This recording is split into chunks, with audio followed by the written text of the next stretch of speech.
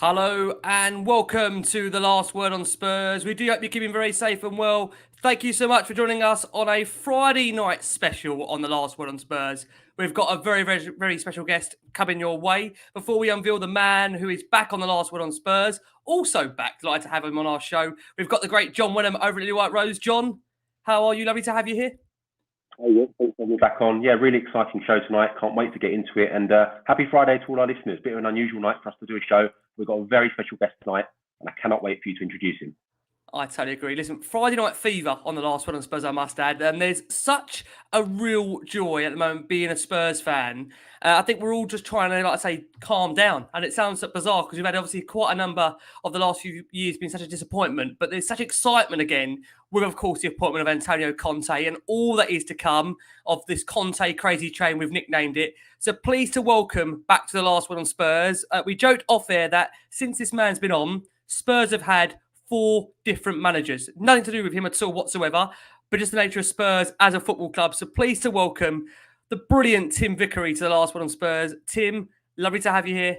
How are you? I'm going to unmute Tim Looking now. at us now on the screen, hopefully we can be a 21st century version of Blanchflower, White and Mackay. Why not? Oh, we take that. I mean, I feel really unqualified to talk about those players, Tim, let alone even describe myself in the element of them. But I would love that to be top-class players, top-class panel tonight. Lovely to have you here, Tim. And Adrian says there, welcome, Tim, to this crazy train, which is Tottenham Hotspur, which you know very well being a big fan of the football club. Tim, only right to start by saying to you, obviously, you've been on this show. I think this is now your second time. Since then, like you said, we have now moved to the 21st century. For new listeners, for a viewership and audience here, are you able to give a background as to what you cover, Tim, from the aspect of all things sport? Yeah, I cover South American football from my base in Rio. Someone has to do it, and I just drew the short straw, didn't I? You might have seen my work on the BBC. Especially with the World Football Phone-In, which is now in the wee small hours of the morning, Monday night going into Tuesday. Talk Sport, ESPN, I write for World Soccer Magazine. Might catch me on Brazilian TV, which I do every week. But that's what I've been doing, and following Tottenham from afar as well, following Tottenham from the other side of the Atlantic, which is sometimes safer. But I tell you what, I'm seeing more and more Tottenham shirts in the streets, more and more. And when I first moved over here, I had to carry around a ticket just to, That's when people crazy. say, who do you support? And when you say the name Tottenham in English, they can't understand that anyway, because the pronunciation is so different from the way that they would speak it. So I always used to have to carry out, pull out a ticket. And even then, there wasn't a lot of recognition. Now there's lots of recognition. So even though, the roller coaster has taken us perhaps more down than up over the last 3 years, Tottenham are better known here than that they have been for a long time. Well, I can tell you already, Tim, and likewise for John, there's a lot of love for you in the comments, Tim. A lot of people that are listening to you right now that have been listening to your radio shows and what you've done. You can fool some of the people all of the time. I love it. Tim, we're going to start actually with a listener question that's come in. This was from Mr. Tottenham, and he said, question for Tim. Are Spurs viewed with the same fondness in Argentina due to that bond going back to the likes of Ardiles, Villa, Maradona, of course, playing for us in that testimonial, when lately the likes of Lamela, Gazzaniga, Lo Celso, and now, of course, Romero? How do you view that, Tim, for you? Yeah, first of all, I was when I was first in Brazil and I was playing football, and we played against a team from Argentina, and I was wearing my Tottenham shirt, and a fella there, one of the Argentines, he said, "Oh yeah, Ardiles, Vija." Vija? That's what it is. It's Vija. It isn't Ricky Villa, still Ricky Villa. Is he going to go all the way? No, it's Vija. So, there is that historical bond is deep. I'll tell you a story. This is going back more than 10 years now. But it was the final of the Copa America in Buenos Aires, 2011, Uruguay and Paraguay. And it was cold. Man, it was cold. So I had my scarf on. I had my Tottenham scarf. And one of the volunteers who was working the tournament, when he saw the Tottenham scarf, he almost had an orgasm.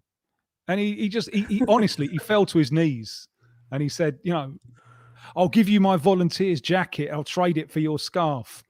And I said, I really don't want your volunteers jacket.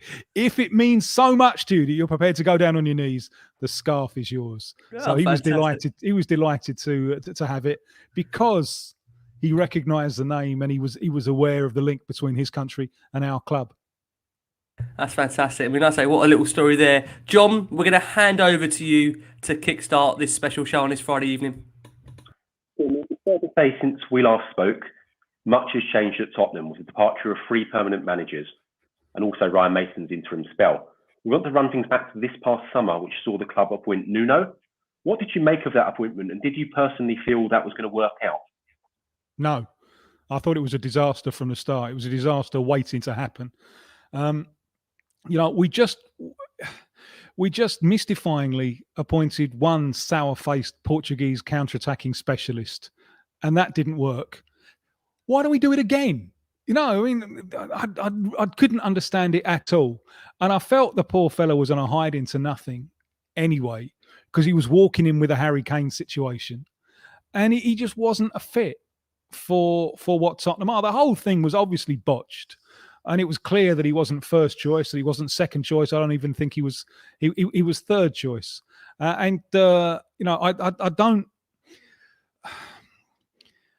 I'm against the knee-jerk sacking of coaches. I don't like it. But if you're moving in the wrong direction, get rid as soon as possible.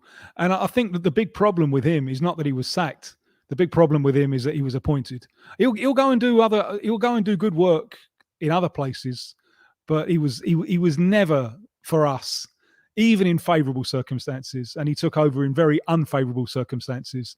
And it didn't work. And I thought we were ludicrously overpraised at the start of the season with those 1-0 wins, especially.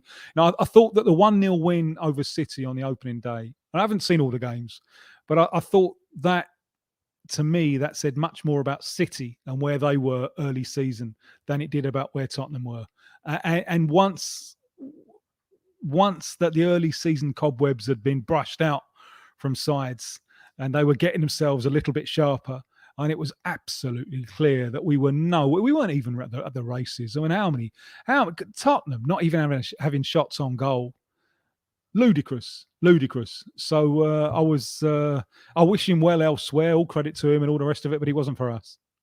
I've got to make an admission, Tim. I think I was one of those fans getting already quite carried away from 9 points from 9. So I hold my hands up completely. And I think, like you said there, I think at the time of beating City, I think whilst we were getting so carried away about the 3 points and the element, I think the Kane situation played a massive part in that stadium. I know, John, I think you was there as well. Just the atmosphere around there with Kane's future being so up in the air, Sonny stepping up. There was just this real desire, determination for Spurs to get the win. And as we know, we saw that chant go up around the stadium, are you watching Harry Kane? It almost felt like everybody came together for that game. Fans were really behind. I mean, again, a new manager bounce. The problem is we didn't see that new manager bounce for, a consistent spell under Nuno. What I find for me very interesting, Tim, and you obviously have probably seen this and read this at the time, was back in May, Daniel Levy publishing that statement to fans that he'd be looking for a new head coach on hire, where he would be looking for someone that attracts and reflects the true values of our great club, in which they would be playing free-flowing, attacking, and entertaining football. For you as a journalist, I've just got to get your thoughts on what you made of Spurs' absolutely shambolic summer, in which it took them 72 days to find a coach and then somehow appoint a man that was the completely wrong fit. I mean, watching from afar, could you understand just how we got this so badly wrong? No, although I would imagine, and I'm a long, long way away from this, and you'll know better, but sometimes being a long way away can give you a certain perspective. And in comparison with the English football that I knew before I moved over here in 1994, the clubs are very different entities these days. Before, no one got involved with a football club to make money. You couldn't really. In old-fashioned English football, you couldn't. It was low investment, low dividend. By design, you couldn't make a lot of money from it. And with the Premier League exploding in the 21st century, it's now part of the global entertainment industry. And that's why it's attracted all these owners from all over the world. Some of them. Others have been attracted for other reasons, for sports washing reasons. And some have been attracted in order to make money. And I think we've seen with a number of clubs, and I think Arsenal were the first club to go down this road. Now, when they moved to the new stadium, they were selling to their fans the idea of their capacity would rival that of Man United's, and that would make them more competitive. By the time that they got the stadium ready at Arsenal, the game had changed a little bit. The financial crisis, plus the emergence of essentially clubs owned by national states. How do you compete with that? Is it possible to compete with that? And this is the problem. I think this dogged Arsenal for years. Are we trying to win things, or are we trying to make a profit? You know, and Arsene Wenger was just about keeping them in the Champions League, and that was kind of seen enough to sell the season tickets and so on. But the kind of lack of ambition, then, not really seriously trying to win titles, that permeates the club. I think Man United under the Glazers, something similar has happened. You know, and you think with United, for example, you know, they go out and buy Jadon Sancho. They've been chasing for ages. And then as a kind of sop to the supporters, Cristiano Ronaldo, and then suddenly the best way to do this is with a formation that Jadon Sancho doesn't even fit into. Because the long-term planning is not how to build a winning team. It's how to placate the supporters enough to get them parting with their money, and so the operation can make a profit. And this, it seems to me, is the fault line that hit Tottenham very, very hard. Reaching the Champions League final in 2019 covered over some cracks, didn't it? Because when the team that season in the league lost a lot of games, and, you know, and frankly, it was great. But we weren't better than Man City in the quarterfinals. We weren't better than Ajax in the semi-finals. It was one of those things that cup football gives you, you know. And I think that papered over cracks. But then you get the decision, what happens now? Are we going to really invest the money to compete with the likes of Man City or Chelsea? Is it, I don't have the spreadsheets in front of me. And even if I did, I wouldn't understand them. Is it economically feasible to do that? Can you do that? And so I think Pochettino has referred to this in his meetings with Daniel Levy, that, and you know, when that relationship broke down, that was the fault line. How much are you going to invest in the team? Is the priority to push ahead and really fight for the titles, or is the priority to tick over and make a profit? And I think all of the problems that we've had over the last 3 years come from that central thing. What is the real priority of the club? And I think there's been some confusion in there, understandable confusion, I think, because it would be easy for us to say, yeah, go and spend the money, go and spend the money, go and spend it, you know. But can we compete with Man City financially? No, I don't think we can. No. Is there another way to do it? Well, maybe that's more of a long-term project. But that for me is where the club has struggled for the past 3-4 years. You know, we were on the verge of winning a Premier League title a few years back. We were on the verge. But it's a constant process. And look at the side that's a reference to me, and in some ways reminded me of Tottenham in the 60s a little bit, was Liverpool in the 70s and 80s, when the squad would always be strengthened. Always be strengthened, because you want to promote competition in there. And we kept a lot of players for a long, long time, and they were doing well enough for the club to turn over a profit. But in the end, that kind of house of cards collapses because you haven't been building properly for the long term. You know, when Daniel Levy said that about free-flowing football back in May, well, what was his priority? I think his priority was to sell the season tickets, wasn't it? Yeah. I think the irony is, and I think John, you're probably best to say this. John, wasn't the irony that I think when we were looking at already courting contact at one point, that was just before the season ticket deadline? John, am I right in saying that?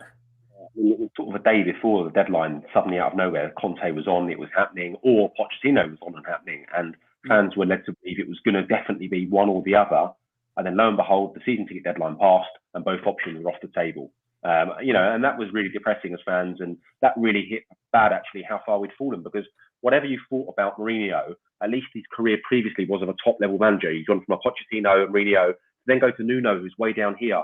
This was a guy that was interviewing at Crystal Palace, Everton. He should never even really had an interview for the Tottenham job.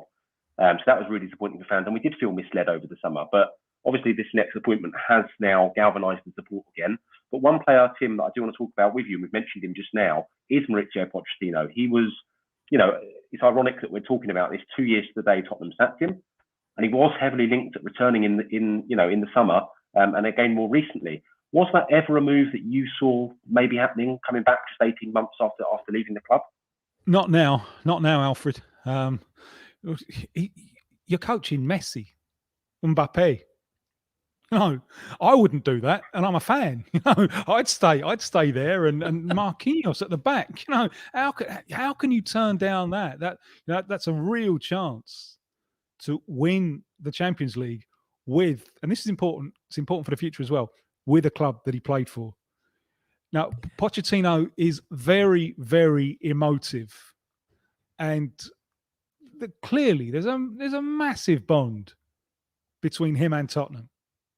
And I certainly wouldn't rule out him wanting to come back one day.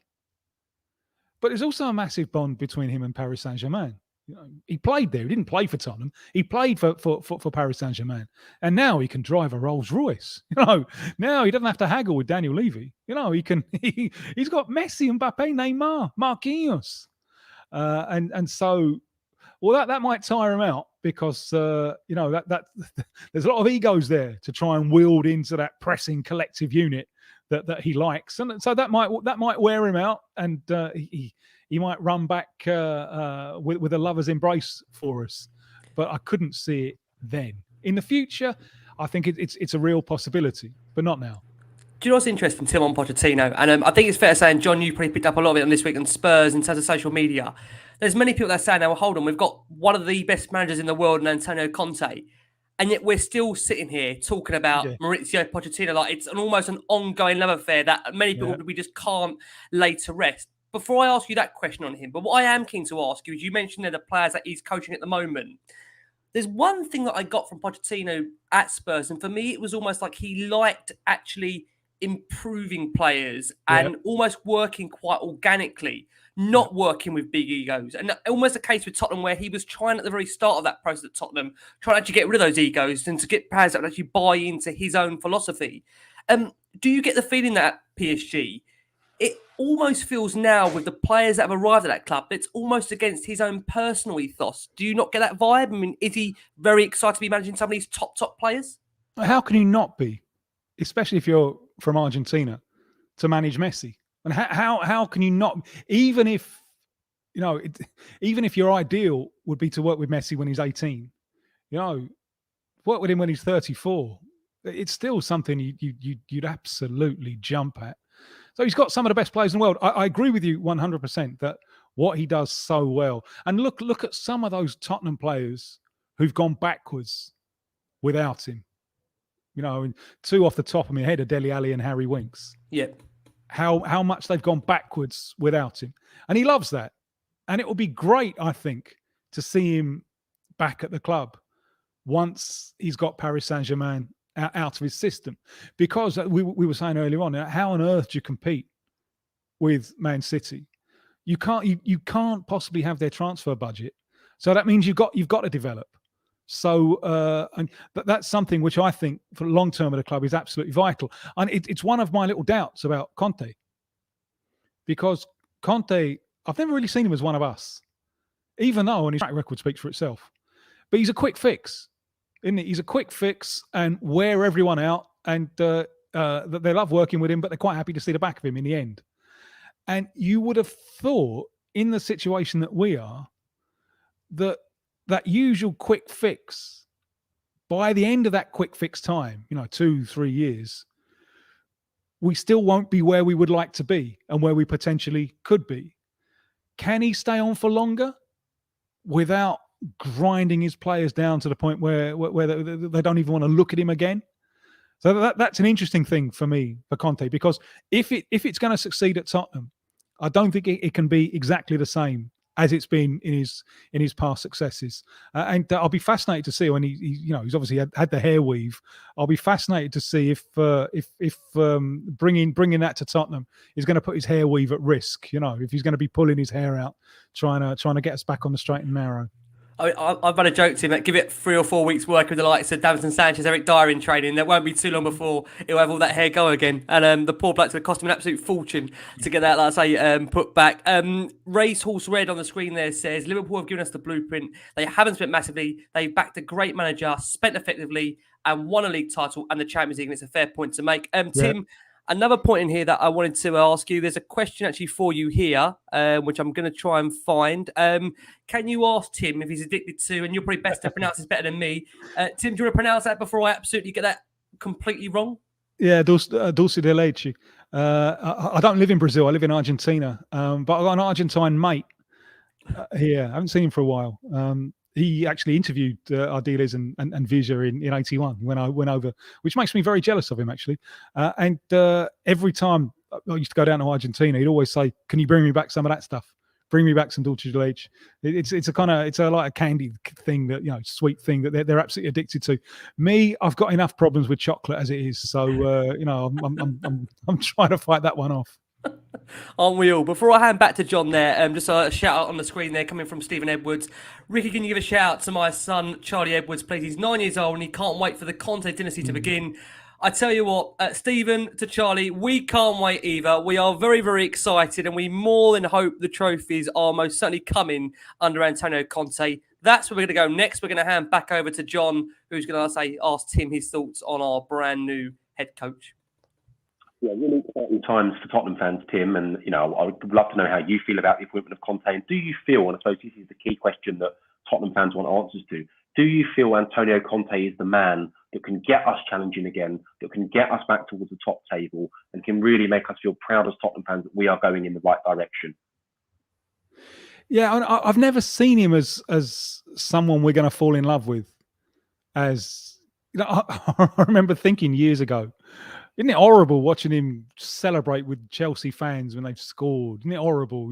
I always hated that, and I loved. Amen. I loved the class of Pochettino. I loved the moment he would choose to celebrate with the fans. But there was a class about him. But in the situation that the club is in now, as my old man would have said, we need someone who can give us a stick of dynamite up the collective backside, so I'm with it. I wouldn't have been with it straight after Pochettino.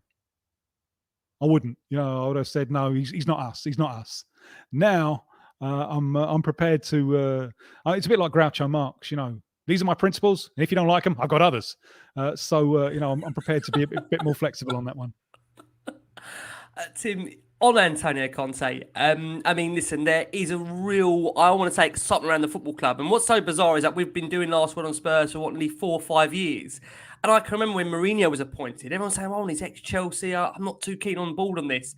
I just think because we've gone from, like you've just said there, a manager like Nuno, and Conte is a winner. Wherever he's been, he's won. He's done it with class. He's almost, that manager that does improve players as well as win. You could argue maybe against Pochettino, that is maybe what he's got on his side there.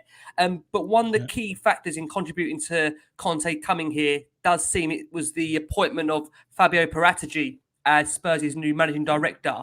What I'm keen to ask you is, bearing in mind Spurs' track record with sporting directors, the likes of Kamoli, we've had Baldini, we've had Arneson, John, I'm sure, David Pleat, feel free, John, if there's any more that I forgot there to name them as well. How long do you actually envisage that relationship working from a fan's perspective? When you've seen the amount of sporting directors that have come and gone over the years, will Daniel Levy relinquish that power to give the sporting director, the managing director, that actual control of the finances and effectively step away from the footballing side of the business? Well, I think the reason that we've got Conte now and not in the summer is because his negotiating position is much, much stronger now. Because frankly, we've ballsed it up and ballsed it up twice. So that means that his position is stronger And what I like is that him and Paratici are old mates. Because I always think that relationship, the sporting director and the coach, they've got to be on the same page. And if not, it's a disaster, you know. So I'm heartened by the news that they get along, and so they'll be singing from the same song sheet. Because when it doesn't work, you know, we've seen some examples of when people have been pulling in totally different directions. Hopefully this time it will work. Although, you know, Levy's going to have to be strong to stand up, because Conte's going to want, you know, I want this, I want that, I want that, I want the other. And in order to keep the fans happy, I think Levy's in a position now where he's going to have to give up more than he would have given up, more than he would ever have given up to Pochettino. That's the irony of the situation for me. Conte will get more than Pochettino would ever have got, because Pochettino in this was a victim of his own success. No, he could do it. Sorry, Tim. It certainly feels like with Tottenham fans as well that this is a kind of last chance for Levy. You know, a lot of Tottenham fans who previously maybe stood on the fence a little bit with this and hadn't really voiced their concerns now feel like we've got a A-list manager. You need to back in Daniel Levy, and it comes down to you now. And if this doesn't work, then there'll be serious questions, I think, asked of the ownership of Tottenham Hotspur moving forward and whether Daniel Levy is the right man. So maybe he knows that as well, and he feels like he has to back this manager to get the fans on side. Well, I would hope that he's in an even weaker position because of the madness of the Super League project. You know, I would hope that's undermined his position even more, because I couldn't see how that made any long-term sense for Tottenham. There's no long-term sense in that at all, you know. So that was I think that was a very, very bad decision, and that gives Conte more strength now at the negotiating table. They made so many bad decisions. Now that it's easier for Conte to say, you know, it's my way or the highway. And as I was saying, I think the irony of this is that he will get stuff that Pochettino wasn't able to get, because Pochettino was a victim of his own success. He'd done so much with so little that you don't need it. Well, now, different story. Now, you know, the club needs an injection. It needs a vision. It just can't go on drifting on, hoping that Pochettino can cover over the cracks, because, well, that didn't work. So, and I thought Mourinho was a disastrous appointment, you know, and if I just didn't understand Mourinho at all. And had it been, had he not gone to Man United, I would have understood it a little bit more. You know, but Mourinho's identity is wrong for Tottenham, and the United thing clearly showed that he was on the downward slope. So that was a bad decision. And then, you know, a Mourinho Mark II was even worse. So get it right this time, which means that I think there'll be less conflict, perhaps, between Levy and Conte than there was at the end between Levy and Pochettino. We're being asked, Tim, urging to ask you in the comments here your thoughts overall very quickly just on ENIC. You know, you've been a fan of Spurs for longer than me, probably longer than John as well, and you've seen a lot as a journalist as well over the years with Tottenham.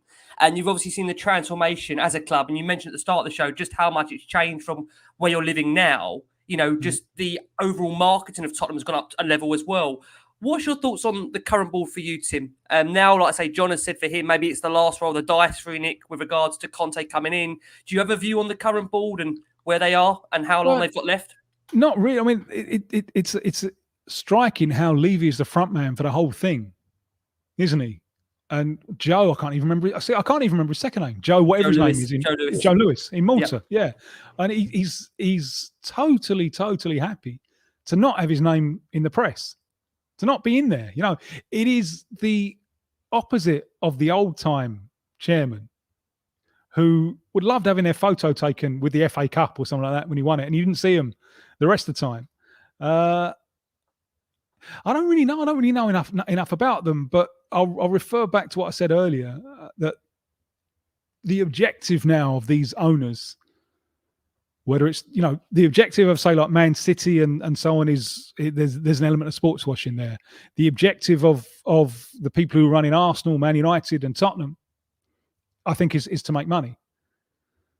And but one of the great things about the English Premier League is that you are not guaranteed qualification to the Champions League.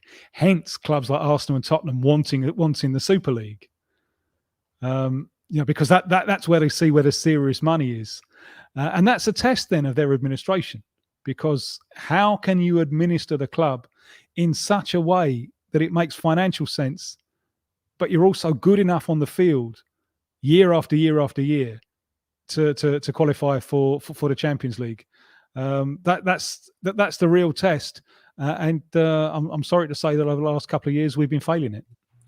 Totally agree.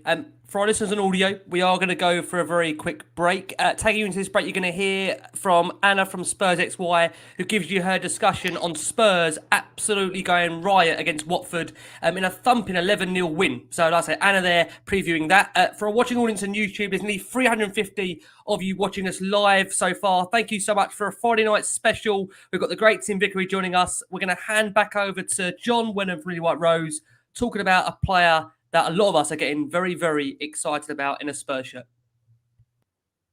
Yeah, Tim, coming on to a man who's instantly become one of the first names on our team sheet. We've instantly all taken to his combative and aggressive style, and that's Argentinian centre-half Cristian Romero. He seems like a real coup that we even attracted someone of his calibre to the football club, coming off the back of Serie A Defender of the Year in a league that includes the likes of Bonucci, Koulibaly. So it just seemed like why was he coming to Tottenham? And it seemed like a massive coup. I mean, what can you tell us about Cristian Romero? We're obviously delighted to have him on board, and obviously he's got that loan with an obligation to buy, so the power is in Tottenham's hands. Once we get that done, it's a 5-year contract on top of the 1-year loan. So we've kind of got him here long term, and we're very excited about that. What can you tell us about Romero? Well, he's the best centre-back to come out of Argentina in a long, long time, I think. That's not saying too much, because it's not been the other centre-back in the national team is Otamendi. It's still Otamendi. So it's been a problem position for them. But he together with the keeper, Emiliano Martinez of Villa, he's revolutionised their Argentina's defence. And the pair of them made their debut in June. And it's unthinkable that you would have an Argentina side without either of them. Probably especially Martinez, but Romero as well, because there's not a lot of competition. That season, the time at Atalanta, I think, was really, really important because he learned much more about defending on the front foot. That, I think, is going to be very interesting for Conte. Very interesting. There are one or two things that worry me just a little bit because the Premier League is different. It is.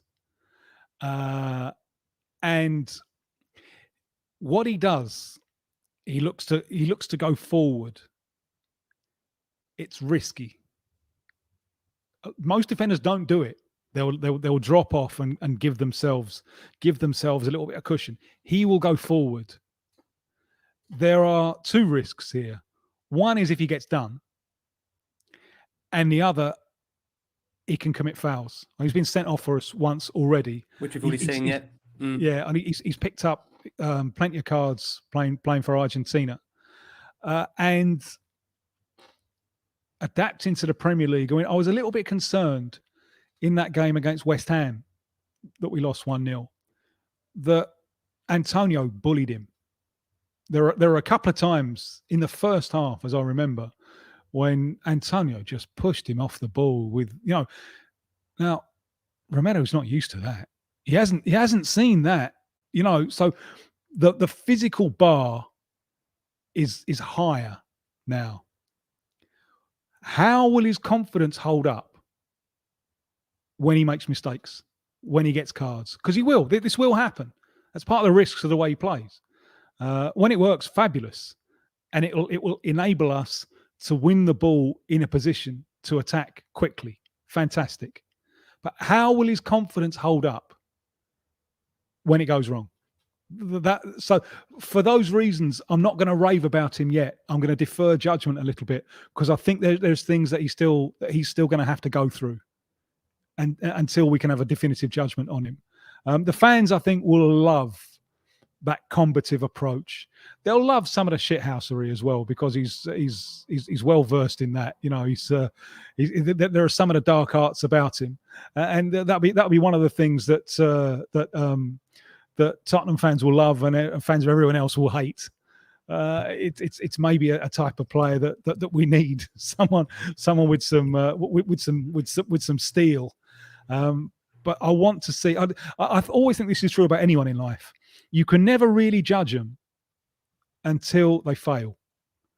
How do you react to the failure? Yeah. And they're gonna come for him. He's going to make mistakes that give away goals. He's going to be bullied now and again that he doesn't expect. How's he going to react to that? He's going to get red cards. Is that going to make him more reluctant? Is that going to make him change his characteristics and lose some of the things that we like about him? So let's defer judgment. I'm quietly confident about him. Can I ask you, Tim? I had to chuckle there on the screen. Anthony Silva. Now, this is tongue in cheek, of course. He said, "Surely he's better than Federico Fazio, isn't he?" Oh, just a little bit. Yeah, I mean that was yeah. I'd seen enough of him to know what was coming, you know. So that was a signing I was there when he was presented to the crowd. Right. I was thinking, oh God, oh no, yeah. So yeah, he's certainly an upgrade on Fazio. We do pick them, Tim, as you know. We certainly do pick our South Americans wisely, to say the word. Okay, so Tim, want to focus now on Spurs as part of their summer transfer window, along with, of course, Christian Romero. Following was his Atalanta teammate Pierluigi Gallini. The goalkeeper's joined us obviously at the moment on a season-long loan with an option to buy. As we understand, I think he's got a trigger, and John, you might know better than me. Is it 20 competitive games, John? Is that right? In order to, in the end, competitions. Yeah, 20. 20 in all competitions for it to effectively become a Spurs player. From what you've seen, and I know it's been very little so far, Gallini, Tim, do you have confidence that he could be a man to replace Lloris long term? Because I tell you what, there's a lot of Spurs fans that still feel Lloris has got a number of years left in the tank. What's your thoughts on that? I don't really know enough about him. He seems like a strong character, and I like that from the goalkeeper. I like the goalkeeper to be a bit of an extrovert, a bit of a character, but I don't really know enough. And I would. This is what I'm going to ping back to you. I can learn something from you. Do you think Lloris, we're at the point where we need an upgrade on Lloris, or are you happy to see him for a few years?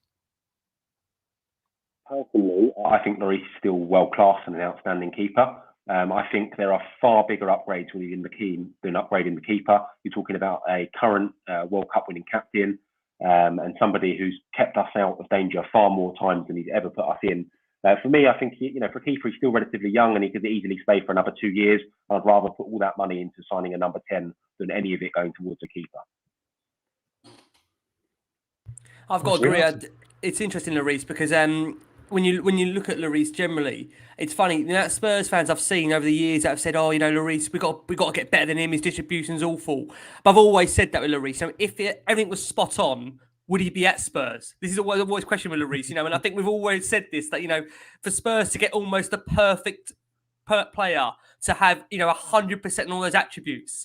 I've jokingly said he wouldn't come to Tottenham. He wouldn't be at Tottenham. I think overall Lloris has saved us so many points over so many games and so many years that I think we'll only know how good Lloris was when he departs. And I think, with Gallini or any goalkeeper coming in, I've seen there's been rumours about Jordan Pickford. And I saw the reaction to Jordan Pickford. And I know, John, what do you think, John? I mean, Jordan Pickford, would he suit you as a number one? I think he would just be highly expensive. He's got 2 years on his contract. Everton paid 25 million for him, so they'd expect a profit on that. He's England's number one. So you're looking at 40 million maybe for Jordan Pickford. I just think he's too expensive. The situation doesn't work. So instead, if you were looking for an English homegrown keeper, you can pick up the kid Sam Johnson, who's at West Brom, on a free transfer at the end of the season. Keep Lloris as well. Then you've got your homegrown keeper. You're not committed to buying Gallini, so you can send him back if you're not happy with him and deal with it from there. But I just think there's so many more stronger priorities in the team that are needed than a goalkeeper. I think Lloris is still one of our world-class players. Okay. John, I'm actually going to hand back to you so you can ask Tim with regards to Brian Hill and what the future holds for him.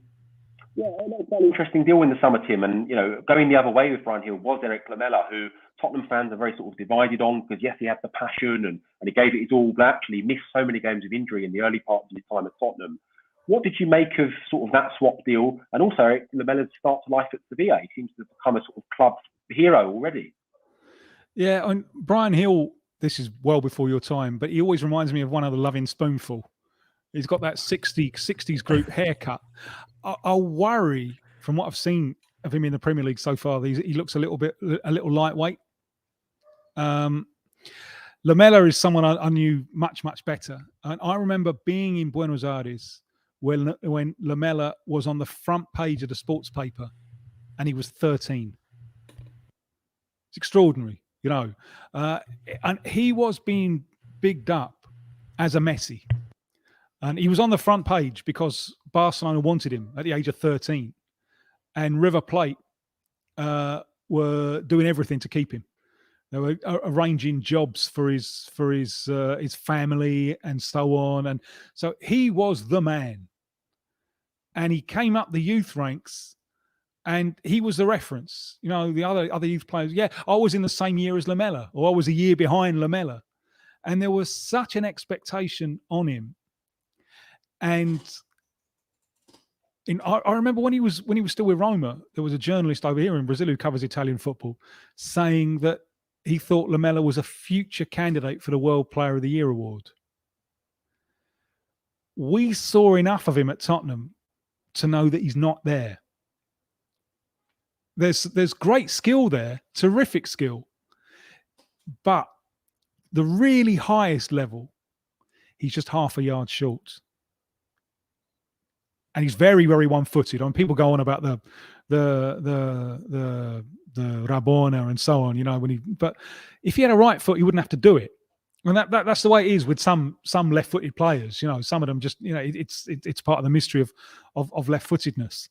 But to be short of half a yard and restricted to 1 foot, I think that was a combination that left him, from his point of view, worrying, really frustratingly short of genuine world class.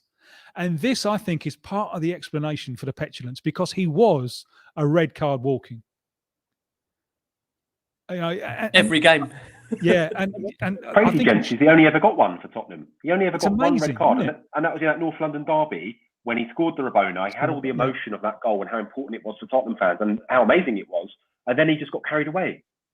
Well, and I saw lots of games when I thought he should have. I saw lots of games when I thought he should have gone. Really, I thought. Totally agree. Yeah, there was.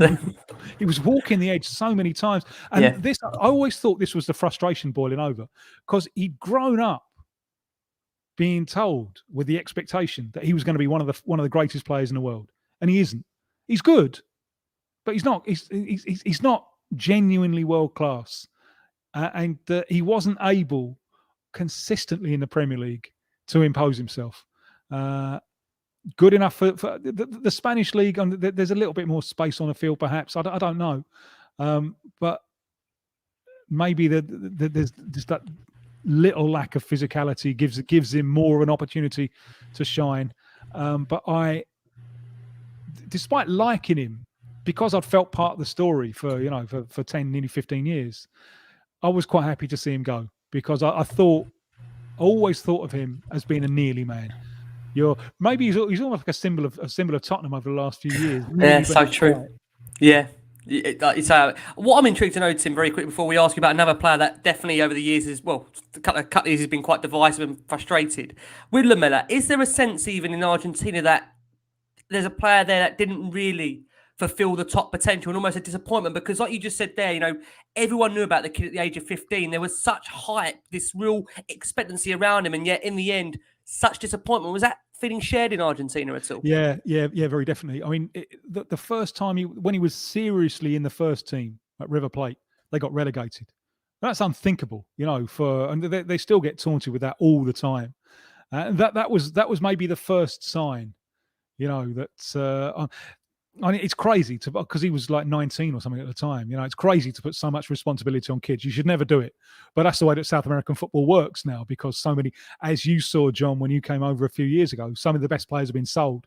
So now, sometimes the best players in the team are the teenagers. But you could see right there that he struggled with that. He struggled, and so I think he's a player in Argentina who has never hit the heights that were expected of him when he was making his way up the youth ranks. Interesting. I'm going to actually hand back over to John on this one. John, we've got coming up. So you can speak to Tim about a player that so far on a Spurs shirt is the biggest, I think, John, in our WhatsApp group we've got, he's probably the most biggest debated player that backwards and forwards, opinions, frustrations, disgruntlements. John, I'm sure you can tell Tim we're about to mention who we're going to talk about. Well, there's one of two here, Rick, we could go with. There's one who's an Argentinian and there's a Frenchman, but we'll start with the Argentinian, and that is Giovanni Lo Celso. Now, Giovanni Lo Celso, it's been incredibly frustrating because we as Tottenham fans, we hear about these games in Argentina where he seems to start every game for them. He seems to provide these assists to Messi and Di Maria, and he's always involved in the action. And then we don't see him for Tottenham. He picks up injuries, or he has these games at Tottenham where he sort of goes through the motions and comes off injured. And, you know, we've just been left sort of feeling shortchanged with Lo Celso so far. Certainly I have. What's your opinion on Lo Celso? Will we ever see the guy that scored 16 league goals for Real Betis? The guy that played central midfield for PSG? That's who we want to see, someone of that level. Well, I'm a huge fan. Again, I'm biased because I saw him as a kid with Rosario Central. And they're always the ones, when you catch them young, you know, they're like yours. And I am a sucker for a left foot. And I love what he can do with that left foot. And as you said, when Argentina are now 27 games unbeaten, he is a vital part of that. Vital. And his relationship with Messi is terrific. I mean, the pair of them can find each other in the dark. It's extraordinary the way that he can do it. Why hasn't it worked at Tottenham? Firstly, I think there's the way he was bought. It was one of those. Well, we'll wait and we'll have him on loan, and you know, he was brought in on the last day of the transfer window. Back to what we were saying earlier about what are the priorities of the club, you know. So he was brought in. So he didn't have a pre-season with them. Brought in on the last day of the transfer window with the option. There have been the injuries, and even I think with Argentina, where the games don't have the physical intensity of the Premier League, he often doesn't last the 90. So that's a problem. And I think one of his problems with Tottenham has been the physical side of the Premier League. But I also think he's been very badly used. I can't remember which game it was, but I saw a game earlier this season where he was playing in the front three and Dele Alli was playing in the midfield three. And I thought I'd have sacked Nuno just for that. You know, it didn't make the slightest bit of sense. Because where do you want Dele? You want him bursting into the penalty area. It's thing that he does outstandingly well. From central midfield, he doesn't do anything outstandingly well. But that's a rare ability. Lo Celso doesn't have the pace to be in the front three. You want him a little bit deeper so he can orchestrate the passes forward. A huge disappointment to me has been his failure to work a relationship with Harry Kane, because I thought that one might be a natural. You know, in the way that he'll find Messi. Harry Kane, especially in this role that Harry Kane has developed, dropping deeper, you'd have thought that relationship would have been fundamental. Why hasn't that happened? Why isn't that being worked on the training ground? Perhaps partly because of injuries, he hasn't had a consistent enough run in the team. Maybe that's it. I am concerned in the Premier League, if you play him too high up the field, he doesn't have the pace. You know, he needs proximity of players for quick passes. He can move the ball quickly. He's much better at moving the ball than Lamela, who, you know, it was tied to his left foot, and then Lamela would kick it just a little bit too far in front of him and lunge and commit the foul and should pick up cards. So Lo Celso can keep the ball moving quickly sometimes. I mean, let's take the final, the League Cup final against City last year. I thought he was our best player on the field. I thought he was the only player who offered any threat to the City goal. Yep. He had one shot that was just turned around, and he played the pass of the game. He played a glorious pass. And still, the fans were moaning about him afterwards. I saw on social media he was getting... So, in part, I think he's a victim of walking into a situation where nothing is going particularly well. Yep. And he on his own he hasn't been able to turn that round. But in a good side, in a solid, consistent side, as he's proving with Argentina, he's a really class act. And I really hope, because he's my kind of player, and I think he's a Tottenham player as well. And I really hope this one comes off. It'll be a huge frustration and a disappointment for me if he leaves without having shown Tottenham fans what he can do. Because I think there's a lot. I would like to see Conte really give him his head. Really not make him a bit part player. Not, oh yeah, Lucas Moura's out today, so we'll play him in there. We'll play him in there. I would like to, for Conte to sit down with him and say, how do you want to play? Where do you want to play? Let's do it. I'm going to be a devil's advocate here. Tottenham fans will say, we've had him for 3 seasons now. He cost £45 billion, for second highest signing of all time. And he hasn't done enough to deserve a chance to have a consistent run in the team. When he's played, he's been poor. He's been, ineffective in games, going through the motions, horrific corners. It's got to the point now there's sort of a parody account called Stop That GLC, where he's even followed the account or blocked the account or whatever. It's become a sort of, I don't know where we go with this. We're desperate to see success from these players that cost vast sums of money. We want to back him and we want him to do well, but he hasn't done enough when he's on the pitch to put his hand up and say, pick me, boss, pick me. We haven't seen that from him. Yeah, I can't really disagree. It's up to him to change it. Yeah, it's up to him to play through unfavourable circumstances and prove that he deserves to play where he wants to play and to be important to the team. But also, it's the key part of the work of the coach to tap the potential that he has. And you can't watch him for Argentina and watch the way he combines with Messi and come to the conclusion that this player isn't good enough for Tottenham. You can't. No, he obviously is. Mm. I think it was a comment earlier saying Spurs have got this habit of destroying great talent. We have to ask you, Tim, then, just to run up on Lascelles. So, in your opinion, not that we're going to hold you to this, Tim, we next have you on based on the fact we went through 4 managers since you've last come on. With regards to Lascelles, so will he fulfil his potential in a Spurs shirt? Yes or no for you? Oh, emphatic yes. Yeah, I'm buying a ticket for the end of the ride. Yeah, why not? I can't wait. I mean, I can't wait for one of a big fan of yours on our channel, Jason McGovern, who's one of our own. I can't wait for him to actually hear that. We're going to clip this and send that to him because for you to say emphatically, yes, he is still going to be making it in a Spurs shirt, I think is great. The Tottenham fans, they moaned about John White. And not that long ago, I sat down and watched the Cup Winners' Cup final from '63. Mackay didn't play. It was Blanchflower's last big game. But I tell you what, John White was fucking brilliant. John White, there was a lot of Iniesta about him.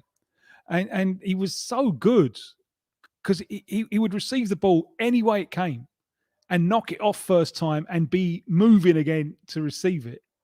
And sometimes the crowd don't appreciate that as much as, a little bit of juggling with the ball, which gives the opposing defence time to organise, Sometimes the players who move the ball well are not as well liked as those who run with it or do something really, really flashy.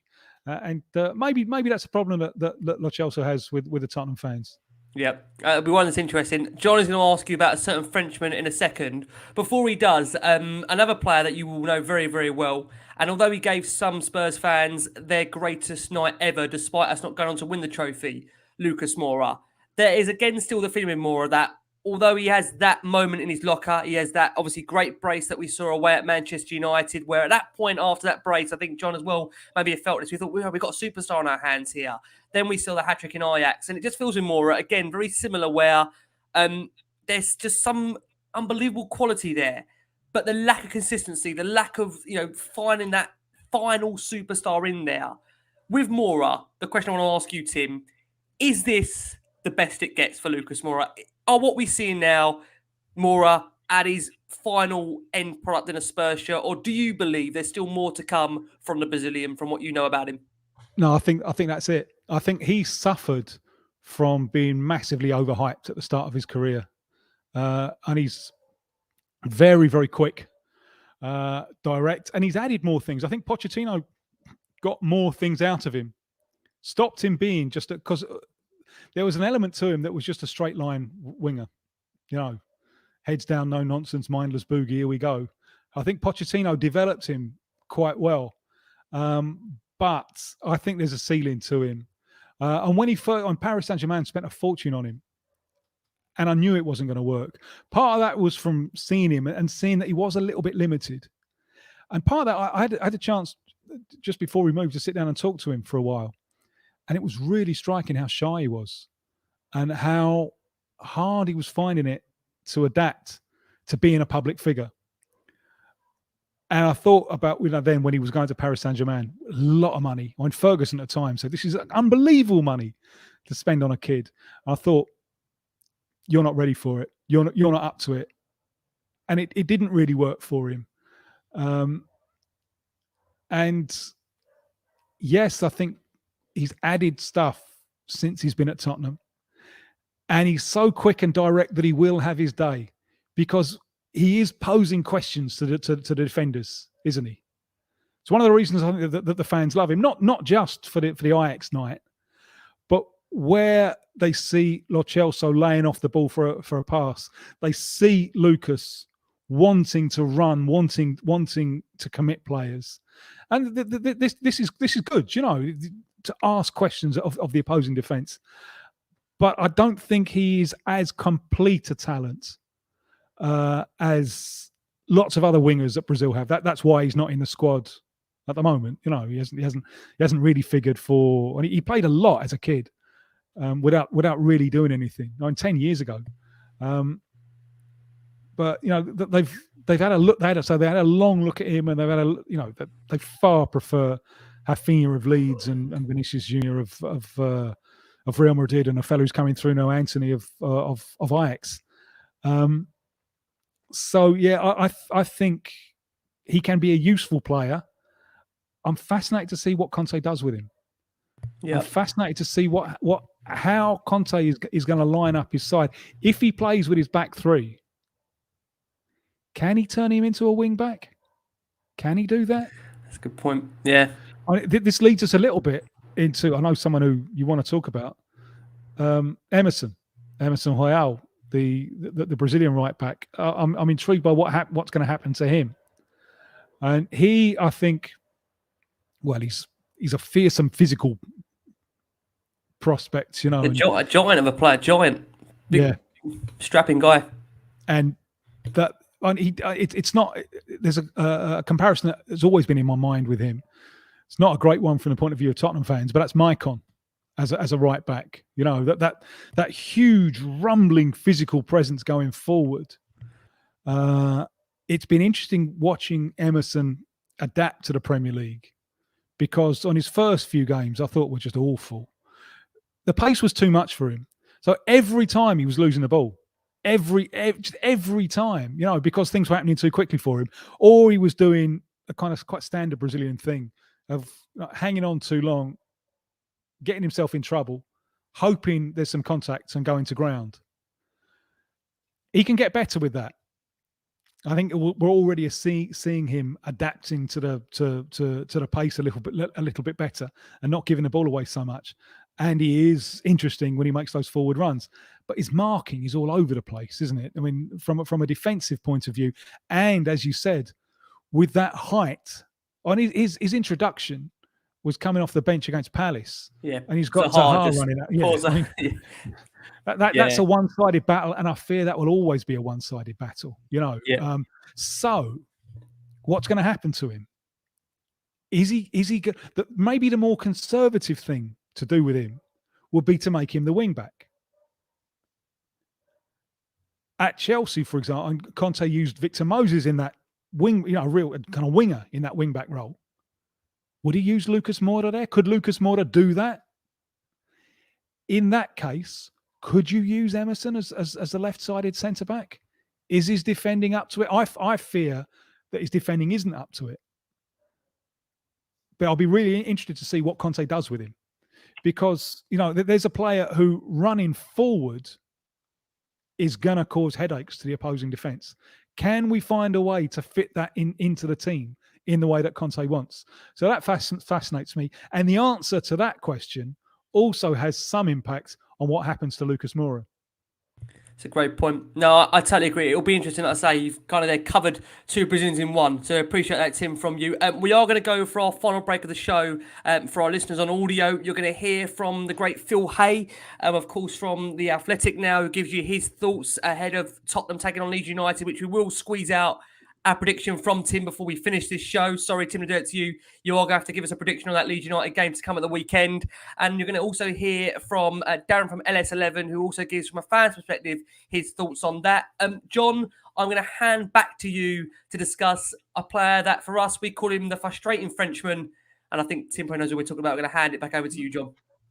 Yeah, when I mentioned earlier on Giovanni Lo Celso and how that splits fans, well, this is one that's even more. I've never known a player to split fans as much as this guy, and that's Tongi Ndombele. This is a chap that cost Tottenham a reported £65 million, 200 grand a week wages, the same as Harry Kane. So that's 110 million all in for that 5-year contract, plus a 65 million fee. Where's the return on the moolah on that? You know, I've been left shortchanged. I know Ricky's more of a fan than myself. But we never see enough. You know, we've recently, I'll give him some credit, we've recently started seeing 90 minutes. And that's not all just down to Conte. That was under Nuno as well. We had 90 minutes at Newcastle, we had 90 minutes in that game. So we're seeing an improvement.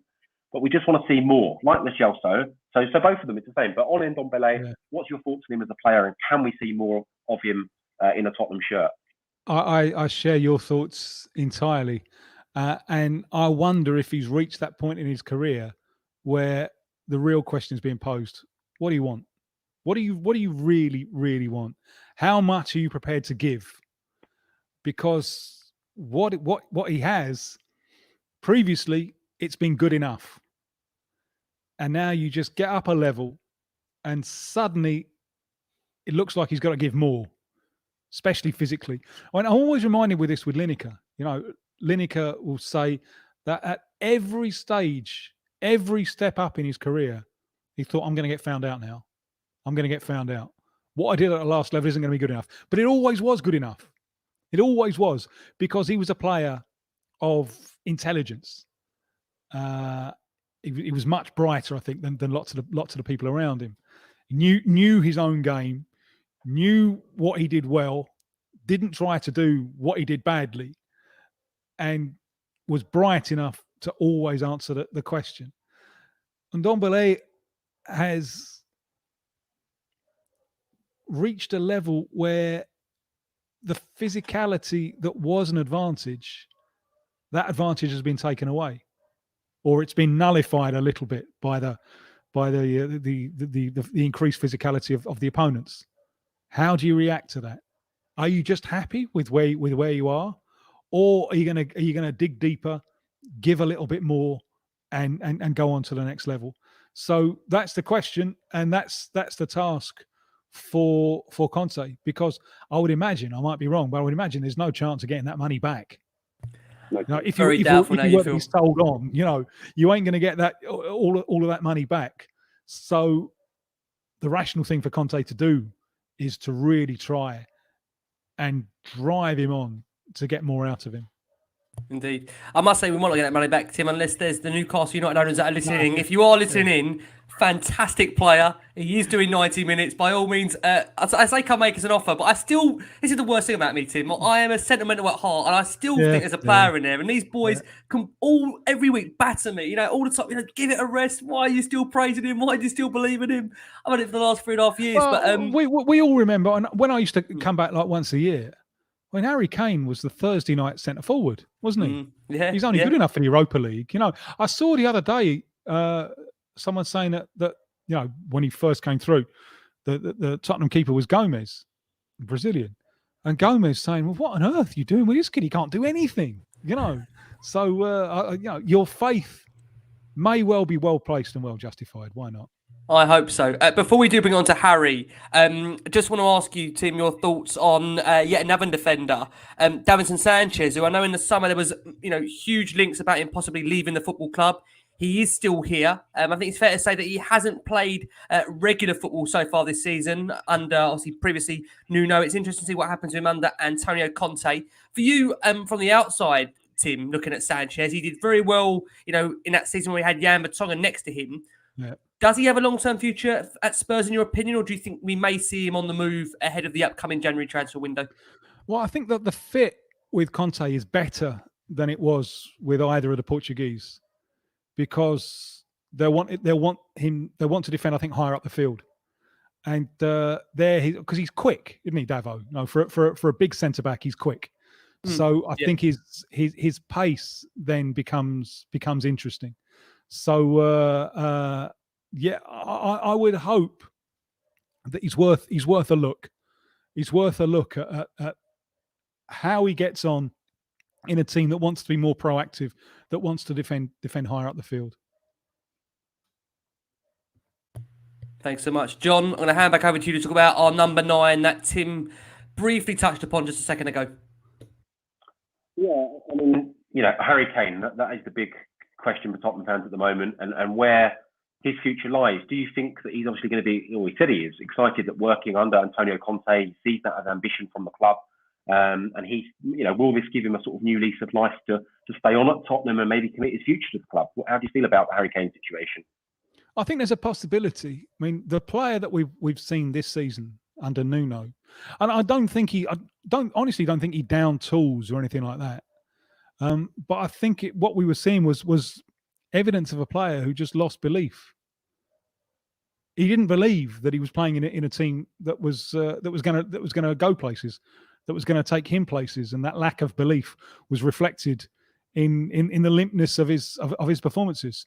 So yes, I think and someone who is, and one thing we know about Kane from just how far he's travelled, we know that in his own quiet way, the ambition there is huge, isn't it? I mean, without that ambition, he'd be, he probably wouldn't even be in the Championship. He's worked so well, and so you would expect him to be one of those players who really responds well to the all intensity, win or die approach from Kane.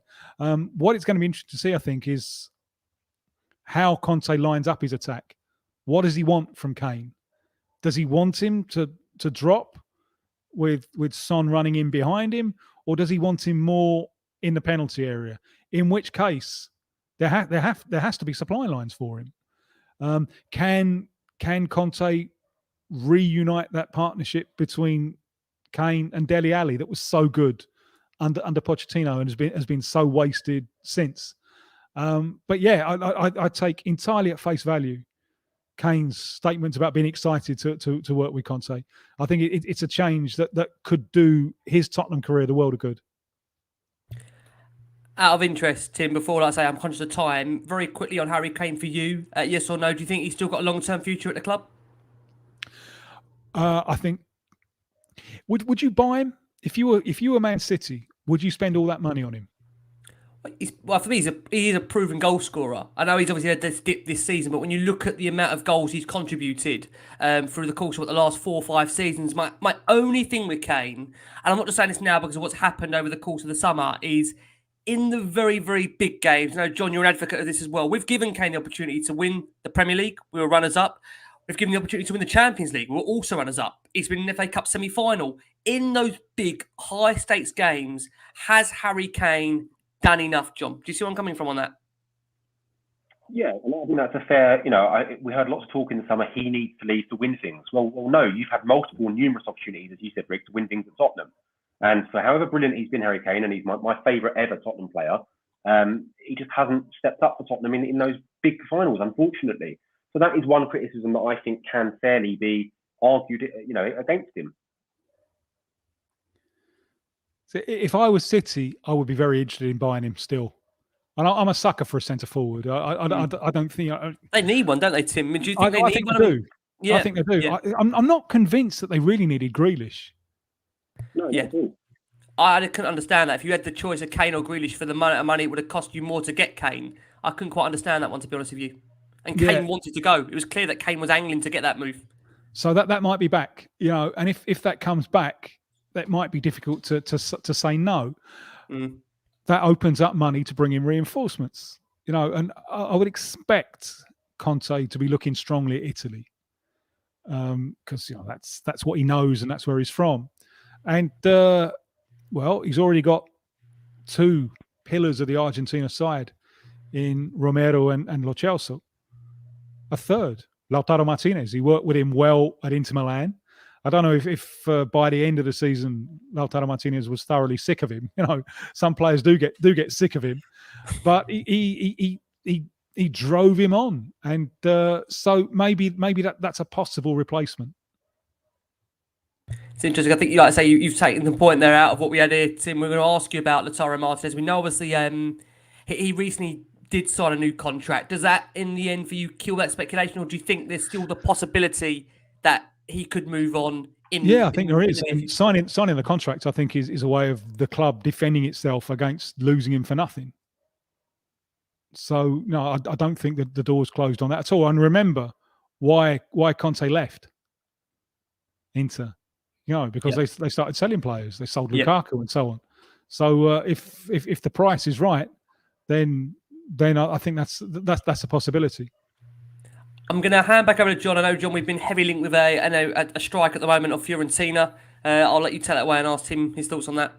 Blahovic, is that somebody with the Serie A experience of Paratici and also Conte? You could see Tottenham moving for the Fiorentina frontman, who I also quite like, because he looks a little bit like Darren Anderton. I don't know if you spotted that about him yet, but there's a similarity there. So instantly I like him. Yeah. Does his name fit into hot the way that ole ole ole ole? Yeah, I'm not sure. I'll have to think about that one. I don't know enough about him. But as I said, I think Conte and Paratici, they're going to be looking strongly to Italy, and it is a position where I think we need more strength and depth. Cool. John, we'll let you carry on. I know there's a question to ask him in terms of maybe potential targets, upcoming window. Yeah, in terms of the South American market, obviously, could we see, I saw there was a Brazilian centre-half linked, I believe he plays in Serie A. Are there any other sort of players you could see coming through to Tottenham? We've heard this week that they're going to be expanding their global scouting reach and maybe having a revamp of the scouting at the club. So could we see some exciting young South American players coming to Tottenham? Or any you could recommend, maybe even some that are already playing in Europe? Well, the jewel of the crown, I think, in South American football at the moment is at River Plate, Julian Alvarez, who is a support striker, who they've brought. He's 21 now. They've brought him on slowly. He's had 4 years. They've been bringing him along, and he's the outstanding player in Argentine football at the moment. And he's in the national team. He's getting the odd game off the bench. Very mobile. Quite where his long-term future is, I don't really know. He's one of those players who's ideal for a 4-4-2 as a support striker in a 4-4-2. Where you fit him into other systems, I think, is a problem, because he's not an out-and-out centre forward, and he's not a winger. He's one of those who he reminds me a little bit. And Villa were interested in him in the summer, and this is before your time, but he reminds me a little bit of Gary Shaw, who was a great striker for Villa, who would have got a lot of England caps had he not run into injury problems. So he's the jewel in the crown in South America at the moment. But certainly, as you saw when you were over here, the distance now, the gap between South American club football and the Premier League is a big one, and it takes some bridging. We're seeing with some of the players that Tottenham have bought, it hasn't been easy for them to adapt from the French league or the Spanish league or the Italian league to Tottenham. So that would always be I would always have that caution about buying straight in from South America. Interesting. Tim, we're going to look to close the show very, very shortly. On the screen here, question for Tim: Argentina or Brazil for Qatar? Let's get your answer on that, Tim. What do you reckon? Well, and both of them are looking good, and they're not conceding goals. The thing with Brazil is they don't even look like they're going to concede goals. And Argentina are defending sometimes at the limit. And they've only conceded one in the last 7 games, Argentina. But sometimes they are defending at the limit. They're needing great performances from Martinez in goal and from Romero. Brazil, the goalkeepers quite often take a deck chair out, and defence can win titles. There are some young talents coming through for Brazil. I love the little relationship that they have between Neymar and Lucas Paquetá, who's really blossoming with Lyon. A thing that worries me about Brazil is the pressure that Neymar is going to be under. because he says that his line at the moment is it's going to be his last World Cup. Whatever it is, it's going to be the World Cup by which he'll be judged. That's so much pressure. He has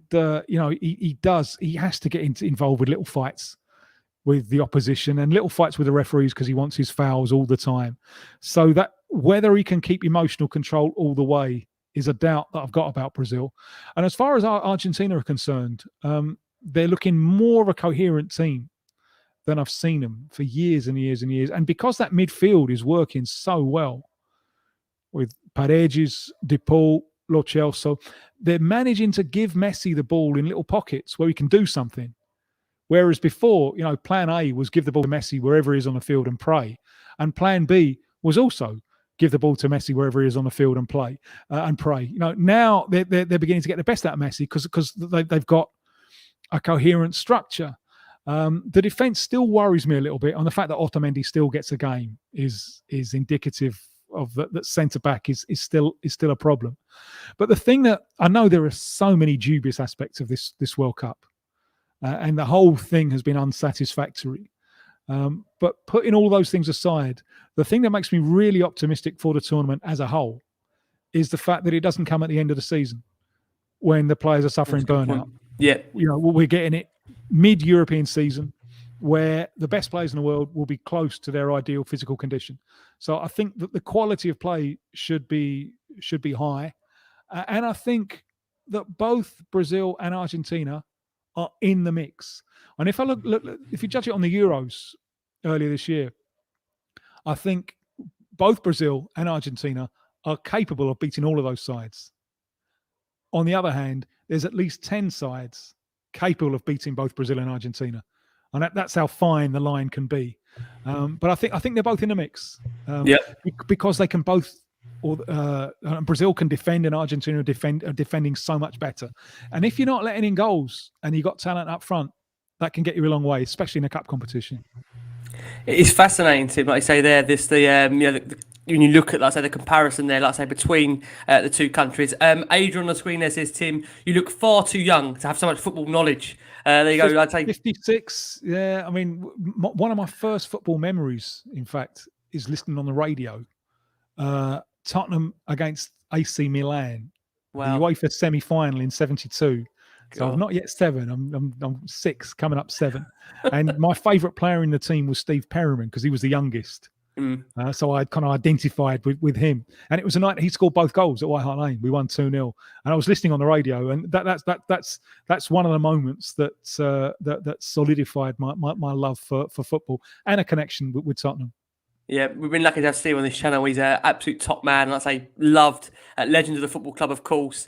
Tim, we must ask you, of course, Spurs this weekend against Leeds United. As we say, we're looking to close the show. A man you know very well that Spurs are coming up against in the opposition dugout, Mr. Bielsa, of course. A man that, as we know from having Mauricio Pochettino here, dare I mention his name again for the reaction in the comments, almost, you'd say, kind of built his philosophy on the great man himself. Thoughts on Bielsa? He's done a great job at Leeds. Coming up against him this weekend, what do you think Spurs will have in store? What do you think Leeds will bring to that game?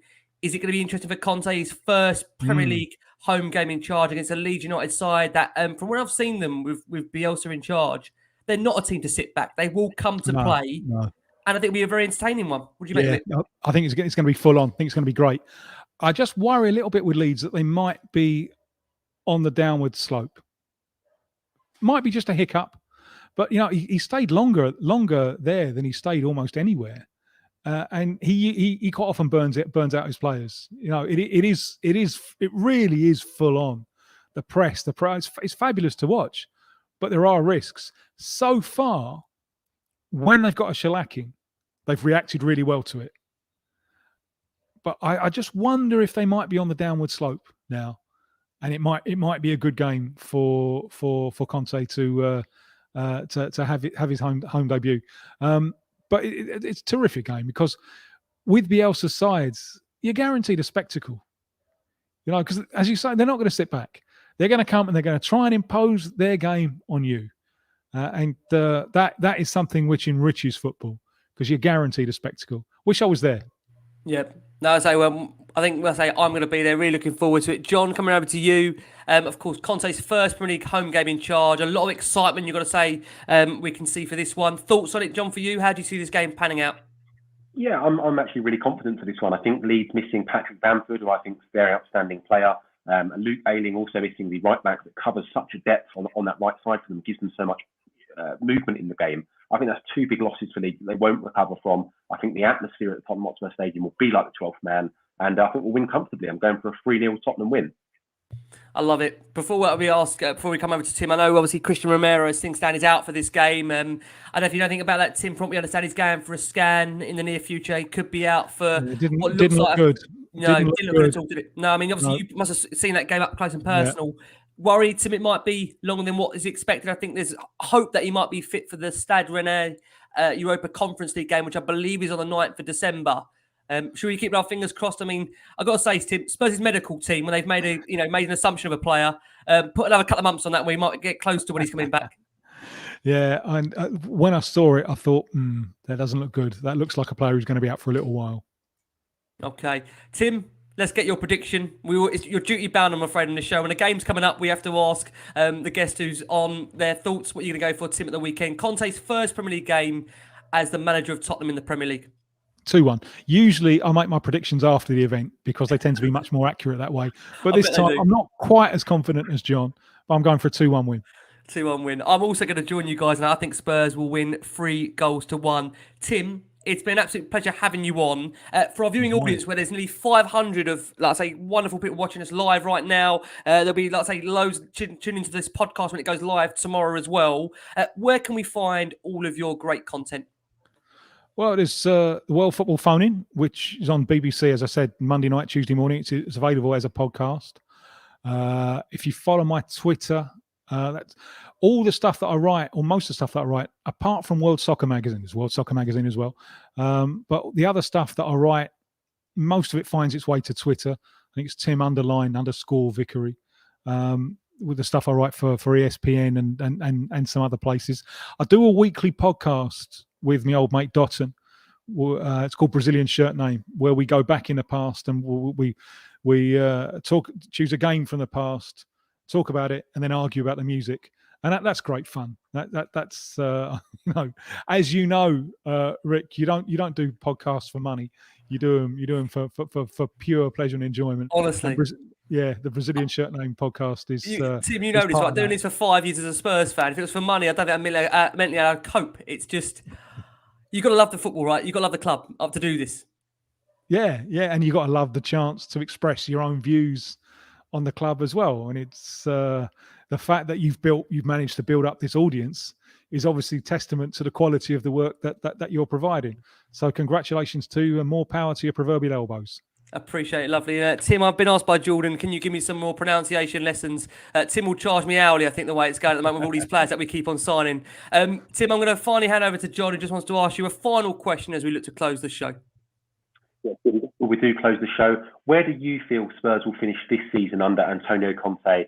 And more importantly, and more that we Tottenham fans need to hear, are the trophies coming?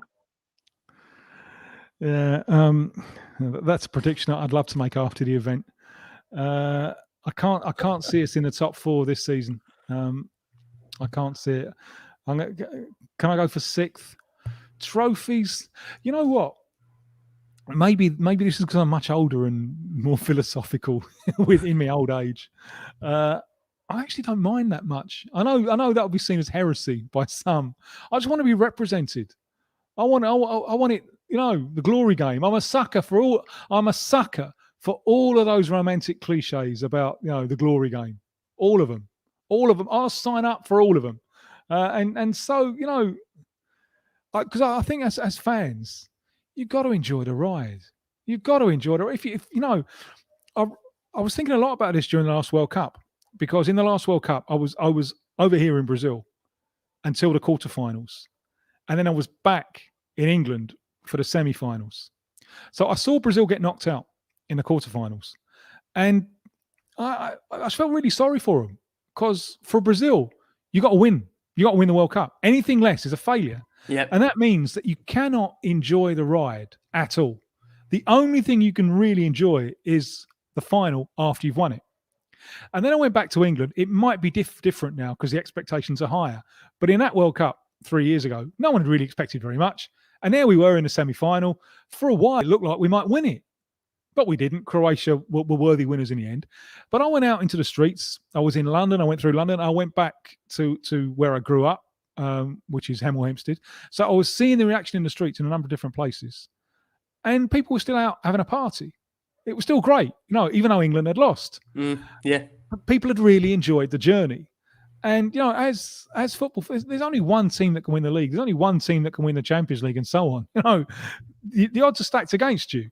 It's nice to win a trophy now and again. I love the 1991 FA Cup final side. I love that side. And for me, that's the last trophy we won. I don't really count the League Cup that much. We're Tottenham, for example. We won the League Cup with Ralph Coates. I can live without it. It would be great to have an FA Cup and, even a Premier League or European team. It would be great. But more than anything else, I want to feel represented. I want the swagger. Yes. I want that. I want a little feint and I want a great passing movement and I want it to be coming from those Lilywhites and I want to be in that number. I love it. Honestly, John, I'm sure you're going to come on. I thought it's been lovely having Tim on the channel tonight. I know he's been a watching audience. Like I say, over 500, 600 people watching it live. I've absolutely loved having Tim on. I'm sure you're going to echo those thoughts as well, John. Yeah, brilliant. And thank you so much for coming back on. I hope we can have you on again a bit sooner the next time and hopefully no manager changes between the next time we have you on. Hopefully we build a dynasty here. Unless the Poch comes back. Unless the Poch comes back. Deal. Which has now again sent an absolute fury of comments and an absolute nature of absolute meltdowns on our touchline saying, why can we not just talk about Conte? Why are we talking about Pochettino? But listen, lovely to have you here, Tim. For our watching audience, thank you so much as always. We are back, of course, after the Leeds United game for instant reaction to hopefully Spurs getting 3 points on Antonio Conte's first Premier League game in charge at Tottenham, of course, at the Tottenham Hotspur Stadium. My thanks to John, my thanks to Tim as always, and most importantly, keep safe, keep well, and as always, come on you Spurs.